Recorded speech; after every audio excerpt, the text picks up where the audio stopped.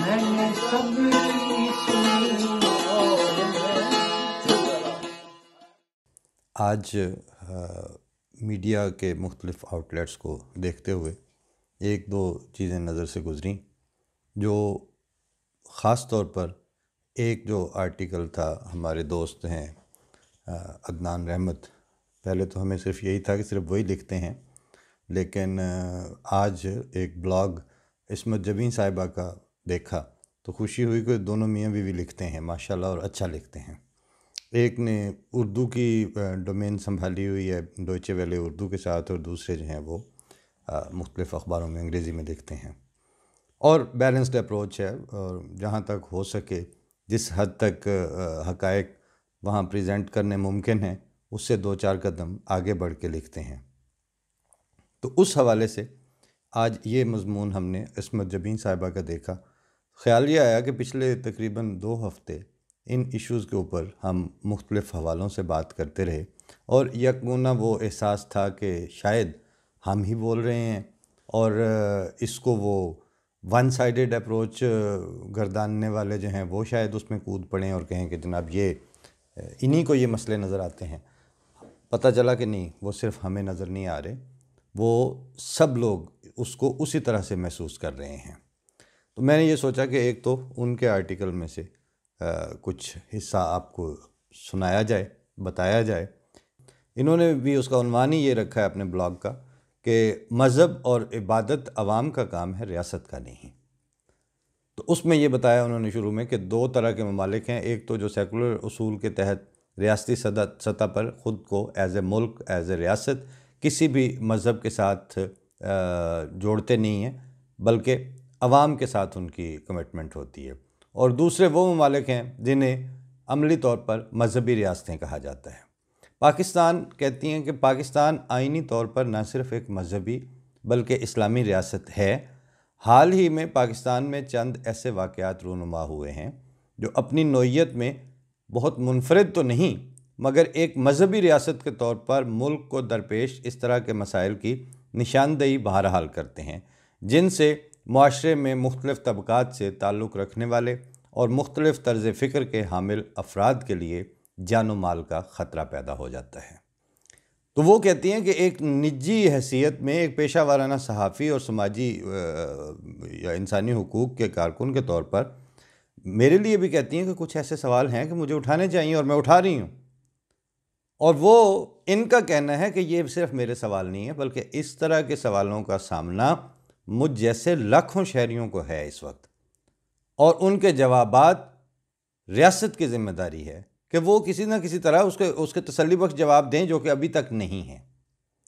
پھر پاکستان کی سیاسی تاریخ کو بتاتی ہیں کہ یہ بھی گواہ ہے کہ ریاست کا آئین، قانون اور پالیسی سازی کا واضح جھکاؤ ایک خاص مذہب کی طرف ہوتا ہے۔ اس طرح جو ایک کثیر المذہبی اور کثیر المسلکی اور لسانی اور سماجی تنوع والا ملک ہو، اس ملک میں انصاف کے اصول اور تقاضے کس طرح پورے ہو سکیں گے؟ نتیجتاً انصاف اور سماجی تقاضے اور جو سوشل جسٹس کے تقاضے ہیں وہ دب جاتے ہیں، اور وہ مذہبی ریاست کا تشخص جو ہے وہ اوپر آ جاتا ہے۔ اور جب ریاست ایک خاص مذہب کو ترجیح دے گی تو پھر اس مذہب کا کوئی بھی شدت پسند اس قانونی ترجیحی حیثیت کا سہارا لے کر اپنے مخالفین کا کھلے عام عدالتوں تک میں بھی قتل کرتا پھرے گا، اور اس کے بعد ایسے کسی قاتل کو مذہبی حمایتی بھی مل جائیں گے جو اس کو پھولوں کے ہار بھی پہنائیں گے، ماتھے بھی چومیں گے ان کے، اور ہتھ کڑیوں کے باوجود ان کے ساتھ سیلفیاں بھی بنوائیں گے۔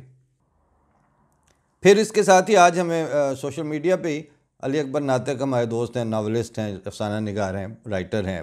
اور اچھے آرٹ کے دل دادا، تو انہوں نے بھی ایک پوسٹ ان کی تھی فیس بک پر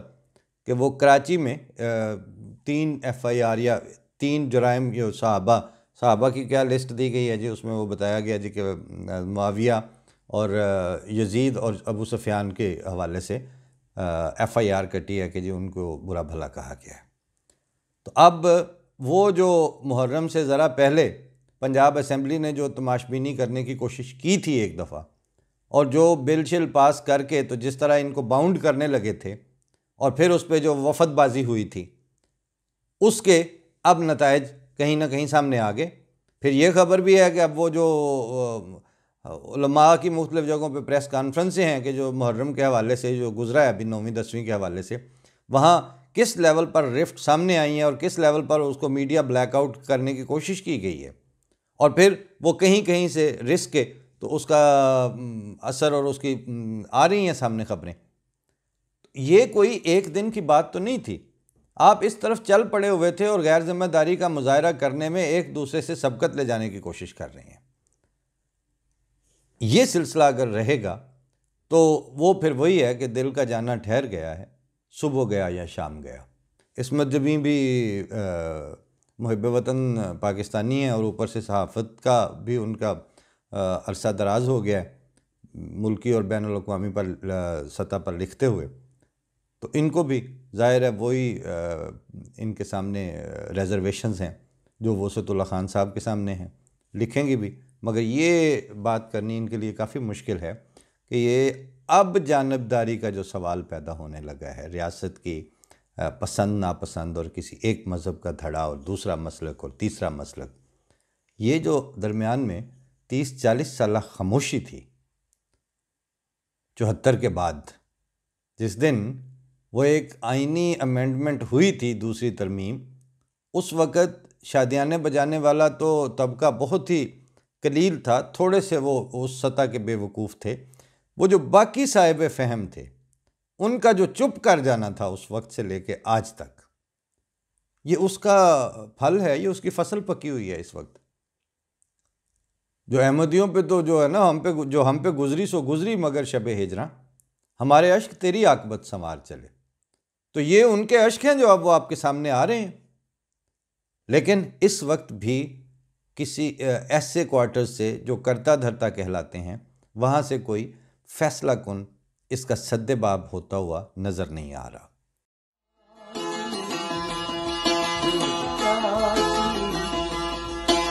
گئی